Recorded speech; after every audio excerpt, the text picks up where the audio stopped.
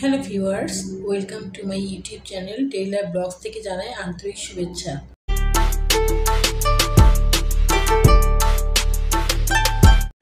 আজকে শোল মাছের রেসিপিটা আপনাদের সাথে শেয়ার করব। এর জন্য রেগুলার সাইজ করে শোল মাছ কেটে নিয়েছি আর কেটে নিয়েছি কিছু টুকরো করে আলু।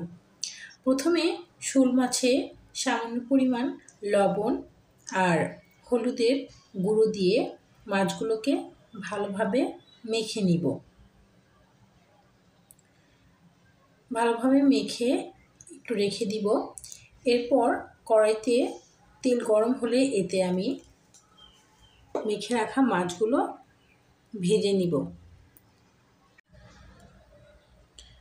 মাছগুলো একপাশে ভাজা হয়ে গেলে অপর পাশগুলো একইভাবে উল্টে দিব। মোটামুটি মাছগুলো ভাজা হয়ে গেছে, এখন মাছগুলো তুলে নিব। তেলের মধ্যে সামান্য জিরে আর তেজপাতা ফোড়ন দিয়ে দিব। কেটে রাখা আলুগুলো দিয়ে দিলাম। আলুগুলো ভালোভাবে লাল লাল করে ভেজে নিতে হবে। আর এখানে একটা মশলা আমি বেটে রেখেছিলাম, কাঁচামরিচ, আদা আর হলুদের গুঁড়ো, আর এখানে দিয়েছি সামান্য মরিচের গুঁড়ো। সবগুলো মশলা একত্রে সামান্য পরিমাণ জল দিয়ে এটা গুলে রেখেছিলাম। মশলাগুলো ভালোভাবে কষা হয়ে গেলে এর মধ্যে এখন লবণ দিয়ে দিলাম। লবণ দিয়ে একটু ভালোভাবে নাড়াচাড়া করে নিব। সামান্য পরিমাণ জল দিয়ে দিলাম মশলাগুলো ভালোভাবে কষিয়ে নেওয়ার জন্য।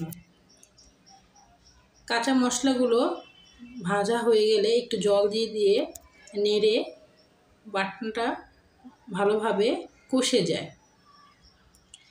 এখন ঝোলের জন্য পরিমাণ মতো গরম জল দিয়ে দিব।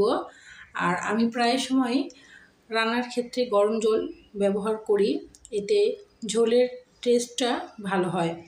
ফুটন্ত ঝোলের মধ্যে এখন ভাজা মাছগুলো দিয়ে দিচ্ছি।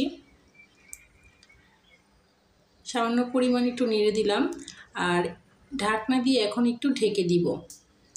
5 থেকে 7 মিনিট ঢাকনা দিয়ে ঢেকে দিলে ঝোলটা ভালোভাবে ফুটে আসবে। আর এখন দিয়ে দিলাম জিরে, ধনিয়া গুঁড়ো আর গরম মশলা বাটা। রান্না প্রায় শেষের দিকে, এখন চুলাটা অফ করে দিব, দিয়ে ঝোলটা বাটিতে ঢেলে নিব। তো বন্ধুরা, কেমন লাগলো আমার এই শোল মাছের রেসিপিটা? যদি ভালো লেগে থাকে অবশ্যই লাইক অ্যান্ড কমেন্ট করে জানাবেন। চ্যানেলটি সাবস্ক্রাইব করে না থাকলে সাবস্ক্রাইব করবেন। ধন্যবাদ সবাইকে পুরো ভিডিওটা দেখার জন্য। সবাই ভালো থাকবেন, সুস্থ থাকবেন। নতুন আরও ভিডিও পেতে আমার পেজের সাথেই থাকুন।